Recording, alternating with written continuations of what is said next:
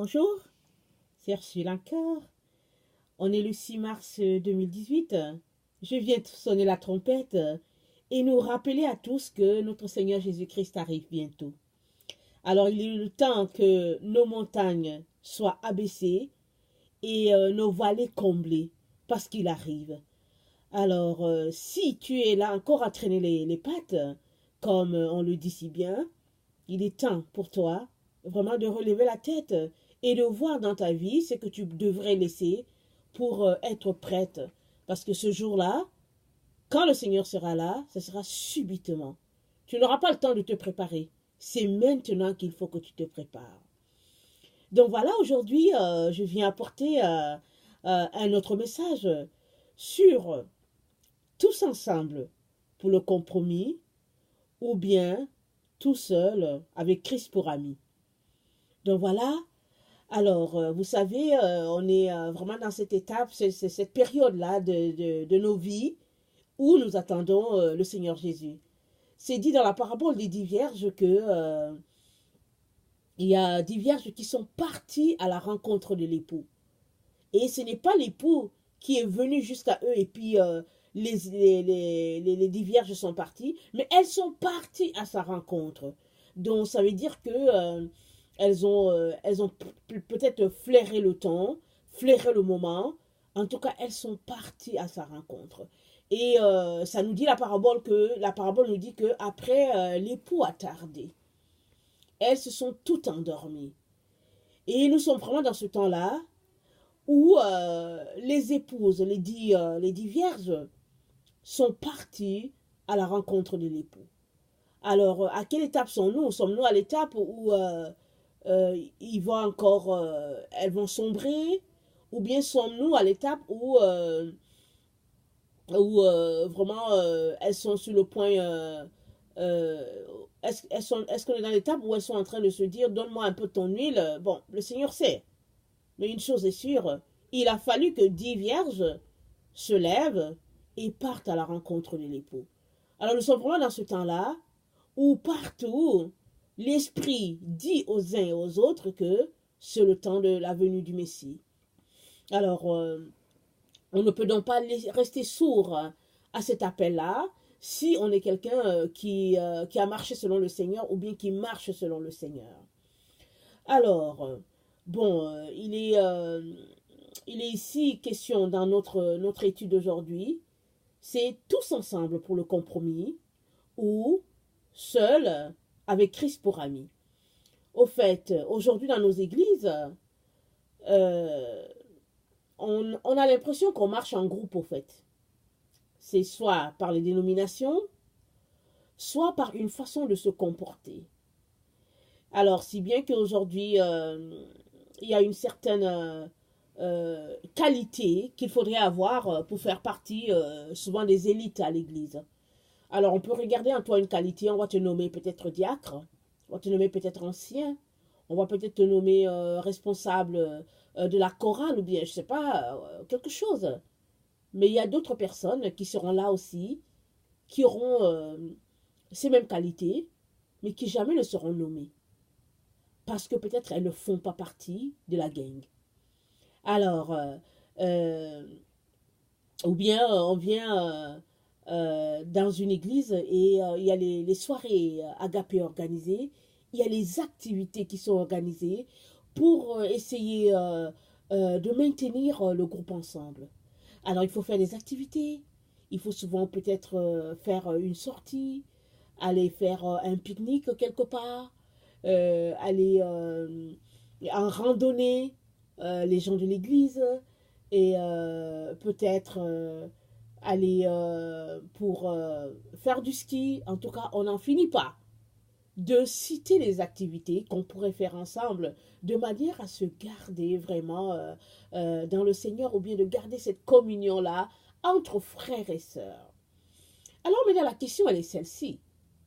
La communion que vous gardez, est-ce que c'est une communion pour rester dans la médiocrité ou est-ce que c'est une communion pour être de plus en plus sanctifié? Ça, c'est une question qui est là. Mais malheureusement, très souvent dans nos églises, quand on se retrouve, c'est juste pour garder une certaine médiocrité. Alors, vous conviendrez avec moi que ce que je dis, c'est la vérité. Parce que souvent, on va se retrouver, il y aura un groupe qui est ensemble, et pendant que l'autre groupe est peut-être en train de jouer au basket, l'autre groupe est là ensemble en train de faire du commérage, ou bien en train de descendre une autre personne. Ou bien, si tu fais partie de l'église et que même dans ces groupes-là, on ne fait rien de tout cela, si tu ne ressembles pas à l'échantillon, alors tu ne feras tout simplement pas partie du cercle. Et pourquoi? Parce que très souvent, on regarde les gens qui ont les mêmes caractéristiques. Si, par exemple, dans l'église, il se reconnaît que les gens aiment un peu se moquer, ou bien que les gens ils aiment un peu pratiquer l'hypocrisie, ou bien que les gens aiment faire du commérage sur les autres, si toi, tu viens et que tu regardes ça d'un mauvais œil, alors tu seras mis de côté. Tu ne feras tout simplement pas partie de la gang, on va t'isoler. Ou bien, si dans le groupe, les gens ont l'habitude de s'habiller d'une façon, mais que toi, tu trouves tout simplement que tu ne peux pas t'habiller comme ça et que bon, toi, tu as un autre habillement, alors tu seras mis de côté. Parce que, au fait, les chrétiens sont entrés dans cette sorte d'école-là où il faut marcher ensemble pas à pas. Alors, ils vont te dire que, ils vont te citer le passage dans les livres de psaumes, je pense que le psaume 133 qui dit que qu'il est bon et agréable pour les frères de demeurer ensemble. Alors, demeurer ensemble, ça devient que c'est se vautrer ensemble dans les mêmes péchés, c'est pratiquer ensemble les mêmes médiocrités. Et finalement, on reste là-dedans. Non seulement on n'en sort pas, mais on éduque aussi nos enfants à demeurer dans ces mêmes types de péchés-là, et ça devient des péchés générationnels qui n'en finissent pas. Et puis l'Église est donc l'Église est prise avec ces types de péchés comme un boulet. Et finalement, on dit non, c'est ça l'Église. Et on finit par pratiquer de la religion, la religiosité, et bon, voilà, ça va comme ça. Mais si dedans, il y a une personne, ou bien deux, qui regardent ce qui se passe, qui dit non, non, non, moi, je veux chercher mon Jésus, alors cette personne-là, elle sera isolée. Mais ce qui est dommage, c'est que l'attitude des chrétiens, je vais dire ensemble pour la médiocrité, cette attitude-là fait qu'il y a certaines personnes qui veulent se démarquer, c'est-à-dire être proches de Jésus, mais parce qu'ils craignent les hommes, ils continuent de rester là-dedans. Parce qu'ils ont peur d'être isolés, parce qu'ils ont peur d'être critiqués, puisqu'ils se sont retrouvés déjà ensemble pour critiquer les autres. Alors, comment se retrouver encore, comment faire pour que les autres ne me critiquent pas, etc., etc. Mais j'aimerais venir nous lire un passage, et ça se trouve dans Luc 9, le verset 23 au verset 27. Puis il dit à tous, c'est-à-dire Jésus-Christ, si quelqu'un veut venir après moi, qu'il renonce à lui-même, qu'il se charge chaque jour de sa croix et qu'il me suive. Car celui qui voudra sauver sa vie la perdra, mais celui qui la perdra à cause de moi la sauvera. Et que servira-t-il à un homme de gagner tout le monde s'il se détruisait ou se perdrait lui-même? Car quiconque aura honte de moi et de mes paroles, le Fils de l'homme aura honte de lui quand il viendra dans sa gloire, et dans celle du Père et des saints anges. Je vous le dis en vérité, quelques-uns de ceux qui sont ici ne mourront point, qu'ils n'aient vu le royaume de Dieu. Parole du Seigneur. Donc voilà, on lit ce passage-là, et on se rend compte que Jésus dit, si quelqu'un veut venir après moi, qu'il renonce à lui-même, qu'il se charge chaque jour de sa croix et qu'il me suive. Jésus n'a pas dit, s'il y a un groupe qui veut venir après moi, il n'a pas dit s'il y a une équipe qui veut venir après moi, il n'a pas dit s'il y a une dénomination qui veut venir après moi. Il a dit, si quelqu'un veut venir après moi, qu'il renonce à lui-même, qu'il se charge chaque jour de sa croix et qu'il me suive. dont Jésus te parle à toi et à moi. Il n'est pas en train de parler à un groupe ici.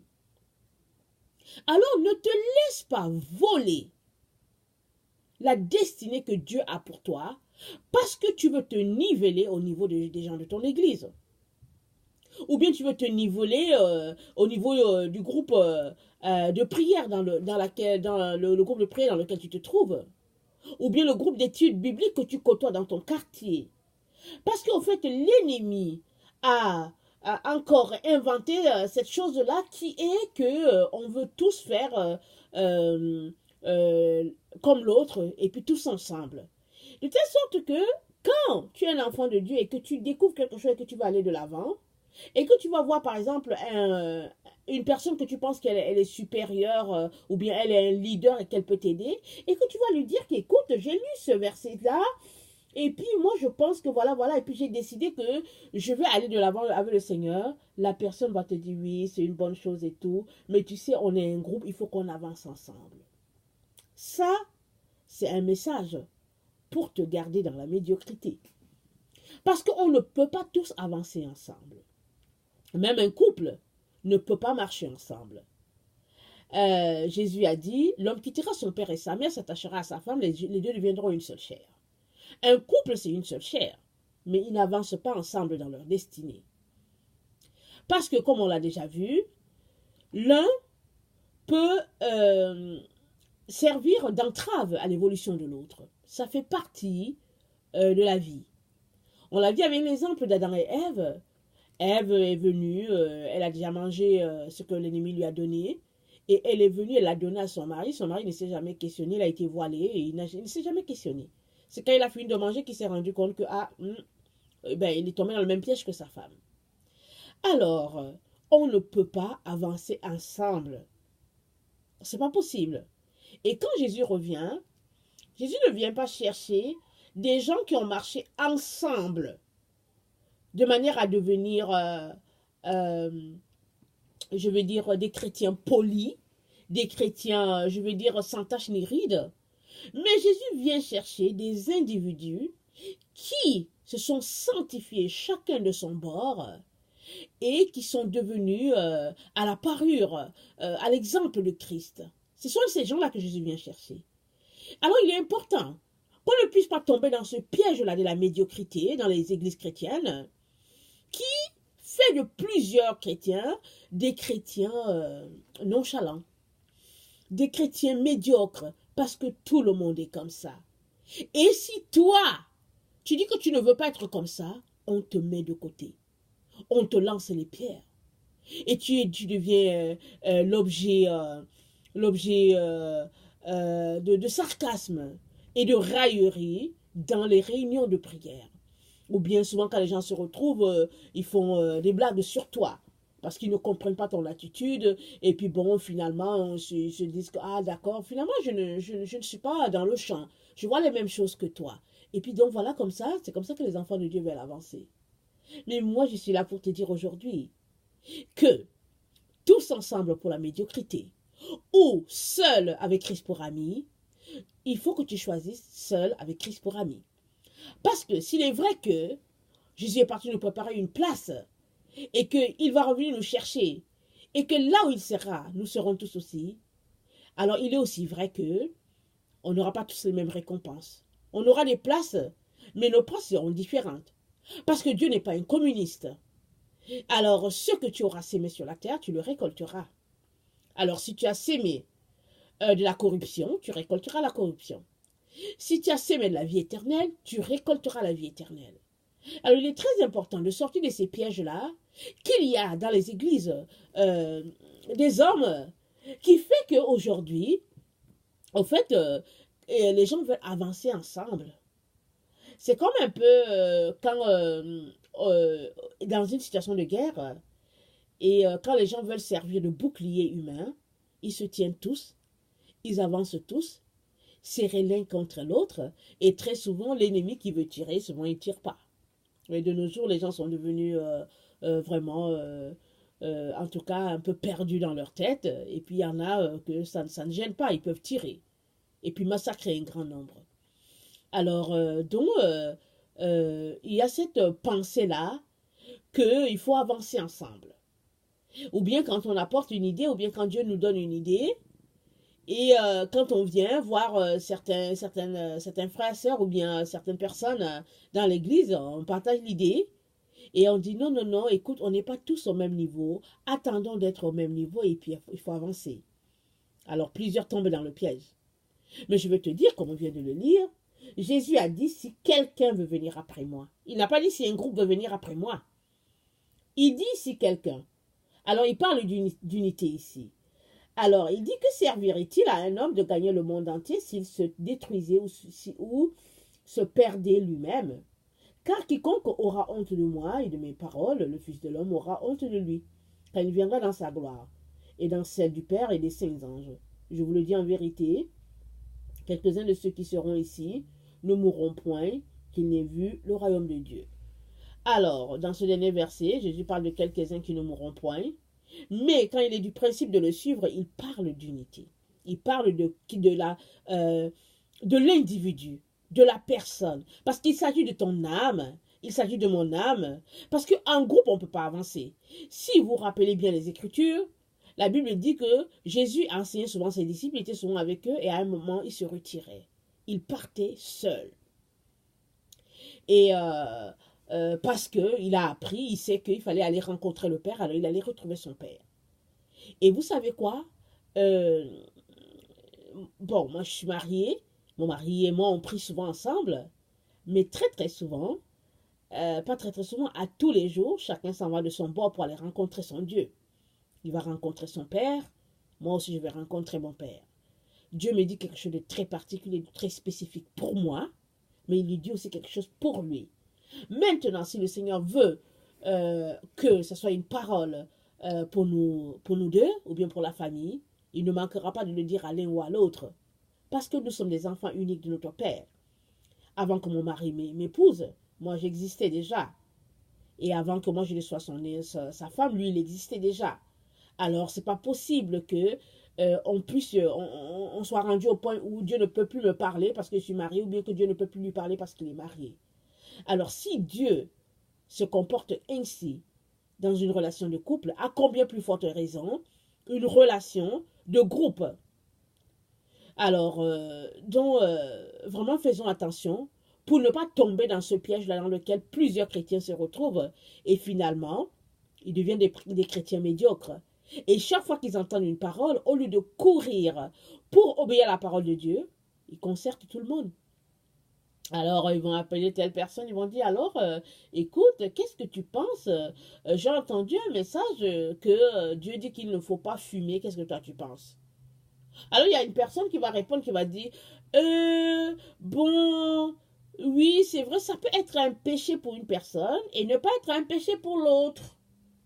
Et un troisième va dire, oui, c'est vrai, parce que, au fait, je connais telle personne, et puis Dieu ne lui a jamais parlé, il fumait beaucoup, mais Dieu ne lui a jamais parlé de ne pas fumer, mais l'autre, Dieu l'a repris. Et puis donc voilà, ça part, et puis ça n'arrête pas. Et ils ne font que s'engouffrer dans le mensonge et dans l'ignorance spirituelle. Et puis finalement, tu entres dans cet engrenage-là et tu es pris dans cette roue-là qui tourne 1000 à l'heure et tu es là-dedans et tu comprends rien. Et finalement, voilà, tu deviens tout simplement un religieux à qui on a tué toute volonté, toute envie, tout simplement parce que dans une église, il faut que tout le monde marche ensemble. Alors, le Seigneur m'a mis à cœur d'apporter ce message-là parce que c'est le piège dans lequel plusieurs des enfants de Dieu tombent. Tu ne peux pas avancer si tu veux avancer dans un groupe. Tu avances seul. Et puis maintenant, si tu dois nourrir le groupe, tu viens les nourrir, mais tu avances seul. On n'avance pas en groupe. Un couple n'avance pas ensemble. Un couple avance, le couple, chacun avance à son rythme. Et à un niveau, à un moment donné, ils se rencontrent à un certain niveau, mais ils continuent d'avancer, d'évoluer, chacun à son rythme. Alors oui, l'un peut freiner l'autre. Et bon, si l'un freine l'autre, n'empêche que il faut quand même que l'autre arrive à un niveau où Dieu puisse faire le travail qu'il a demandé. Alors, si l'un dans le couple trouve que l'autre traîne, alors il revient. il lui revient de prier, de jeûner, de tout faire pour que l'autre avance, mais lui, il ne va pas s'arrêter dans sa croissance parce que l'autre ne vient pas. Il continue d'avancer. Parce que ça n'existe pas de pouvoir rester sur place. Ou bien ça n'existe pas de pouvoir dire qu'on avance en groupe. Parce qu'en fait, ça c'est un piège que l'ennemi utilise beaucoup dans notre monde aujourd'hui. Finalement, quand on regarde les chrétiens, ils sont nivelés. Ils ont une façon de marcher, ils ont une façon de parler, ils ont une façon de rire, ils ont une façon de bâiller. Tout ça, au fait, c'est juste pour vous expliquer que il fonctionne à une manière, c'est-à-dire que vous les regardez, vous avez l'impression que c'est des gens des pays communistes qui font les choses, on dirait des automates. Ils font des choses et puis tu te dis, non mais ça n'a pas d'allure. Mais ça, c'est la tactique de l'ennemi pour nous garder dans une fausse loyauté, comme si on était loyal envers notre église, alors que dans le fond, ce n'est que de la paresse spirituelle déguisée et ce n'est que de l'aveuglement spirituel. Et voilà, on reste dans ça. Et nous sommes vraiment dans le temps où nous attendons le retour de notre Seigneur Jésus-Christ. Et l'enlèvement, ce n'est pas pour un groupe de personnes. Oui, les gens qui seront enlevés, ce n'est pas une seule personne qui sera enlevée. C'est des individus pris dans leur totalité. Et ce qui fait que ça va faire qu'on aura l'impression que c'est un groupe qui est parti. Et quand les journalistes vont reporter, on va dire qu'il y a le groupe de chrétiens. Mais il se pourrait que dans une maison, une seule personne soit prise. Ou bien 10 personnes soient prises dans la maison. Alors, mais il se pourrait aussi que ces personnes-là qui soient prises se connaissent ou bien ne se connaissent pas du tout. Alors, ce n'est pas le groupe qui est pris. Parce que Jésus vient pour une église sans tache, ni ride, ni rien de semblable. Une église pure. Il vient chercher son épouse. Il ne vient pas chercher un bâtiment. Il ne vient pas chercher une dénomination. Il ne vient pas chercher un groupe de chrétiens qui se retrouvent pour faire l'étude biblique. Non. Il vient chercher le groupe des personnes qui se sont purifiées, chacun de son côté, pour son Seigneur. Alors je viens t'encourager, toi mon frère, toi ma soeur, à sortir du piège de Satan, qui est la médiocrité du groupe. Et ça se passe souvent dans nos dénominations. Vous savez, je ne sais pas comment vous faire saisir cette vérité, c'est que on n'avance pas ensemble dans une église. Je ne sais pas comment le dire. Le pasteur apporte un message, le message que Dieu lui a donné, et le pasteur, il donne un message en fonction de sa maturité spirituelle. Si le pasteur, c'est quelqu'un qui passe son temps devant la télévision, à fumer, ben il va vous donner un message en fonction de sa télévision et puis de sa cigarette. Mais si c'est un pasteur qui passe le temps à chercher la face de Dieu, il va vous donner un message en fonction de la profondeur dans laquelle il va puiser. Et donc, toi aussi tu vas recevoir en fonction du degré de ta soif. Alors si tu as vraiment soif de Jésus, tu vas boire toutes les paroles du Seigneur à travers ton pasteur et tu vas vouloir plus. Mais si tu n'as pas du tout soif, tu vas juste te demander au fait qu'est-ce qu'il a raconté le pasteur. Qu'est-ce qu'il a fait encore le pasteur aujourd'hui? Je n'ai rien compris. Donc on ne peut pas grandir, on ne peut pas avoir la même maturité à l'église. C'est pas possible. Alors ne te fie pas à l'atmosphère de l'assemblée pour te dire que bon, je prends l'heure juste. Parce qu'il y a beaucoup de gens comme ça dans les assemblées qui disent, écoutez, on va essayer de prendre l'heure juste et puis pour voir quel est le niveau de l'église. Non, si c'est comme ça que tu fonctionnes, ben tu seras vraiment nivelé. Tu dois t'organiser pour ne pas viser le niveau de l'église, mais viser le niveau de maturité que Jésus veut pour toi. Et ça, ce sera en fonction de ton appel et en fonction du temps que tu passes avec lui. Tu conviens avec moi que si toi tu passes 4 heures avec le Seigneur par jour et que moi je passe 1 heure, tu conviens avec moi que tu vas manger des bouchées doubles, triples, et moi je vais juste manger ma bouchée normale. Alors si je veux avancer, faire des pages de jeûne comme toi, alors il me revient de pouvoir m'organiser pour trouver les 4 heures pour pouvoir avancer. Alors si dans une église, moi je passe 1 heure, toi tu passes 4 heures avec le Seigneur, et l'autre qui est là, il ne passe même pas 10 minutes, comment pouvons-nous avoir le même niveau spirituel? Comment pouvons-nous marcher ensemble? C'est-à-dire essayer de nous niveler. Parce que très souvent, on va toujours chercher à se niveler au niveau de la personne qui est la plus basse. C'est comme ça. Écoutez, quand on a une famille, qu'on essaie de parler, on le voit souvent dans notre maison, on a différents âges, et puis on ramène le langage au niveau du dernier enfant, pour qu'il puisse comprendre. Parce que sinon, il sera toujours dit, ah, je ne comprends pas, qu'est-ce que vous entendez? Non, on ramène toujours le niveau de la conversation au niveau du dernier. Et ça va de même pour tout dans la vie. Alors, si toi, tu es dans une assemblée, ou bien dans un groupe de prière, ou bien une réunion de femmes, ou bien, en tout cas, peu importe, sache que tu vas avancer au niveau de la vitesse du groupe. Alors, je viens t'encourager à te dire que si tu veux aller loin, comme dit Jésus, si quelqu'un veut venir après moi, qu'il renonce à lui-même, qu'il se charge de chaque jour de sa croix et qu'il me suive. C'est chaque jour que tu dois prendre ta croix, que tu dois renoncer à toi-même, que tu dois suivre Jésus. Ici, là où je suis, il y a 20 heures passées, il est presque 21 heures. Alors, bientôt je vais aller me coucher. Demain, je devais prendre ma croix. Parce que la croix d'aujourd'hui, je l'ai finie. Bientôt, je finis ma vidéo. Je vais prier avec les enfants. Je vais me retirer. Je vais aller me coucher. Et j'aurai fini de porter ma croix d'aujourd'hui. Si elle a été lourde, si elle a été légère, aujourd'hui, ce sera fini. Demain, je ne peux pas me fier sur ce qui s'est passé aujourd'hui. Je devrais me fier sur ce que Dieu a déjà préparé d'avance pour moi demain. Demain, je vais encore prendre ma croix. Peut-être qu'elle sera moins légère. Peut-être qu'elle sera plus lourde que celle d'aujourd'hui. Je ne sais pas. Dieu sait, parce que demain n'est pas encore arrivé. Mais c'est chaque jour qu'on prend sa croix. Alors, ensemble pour la médiocrité ou seul avec Christ pour ami, je te conseille de choisir seul avec Christ pour ami. Parce que non seulement tu vas goûter au meilleur des fruits, qui est vraiment la présence du Seigneur, qui est le Saint-Esprit, qui est entendre sa voix, qui est cette chaleur-là, cette quiétude, cette tranquillité d'être dans sa présence, le fait de se retrouver dans ses bras, le fait de l'entendre te donner des paroles douces, le fait vraiment de le voir essuyer tes larmes, il n'y a rien de pareil. Le fait de venir combler ta solitude, il n'y a rien de pareil.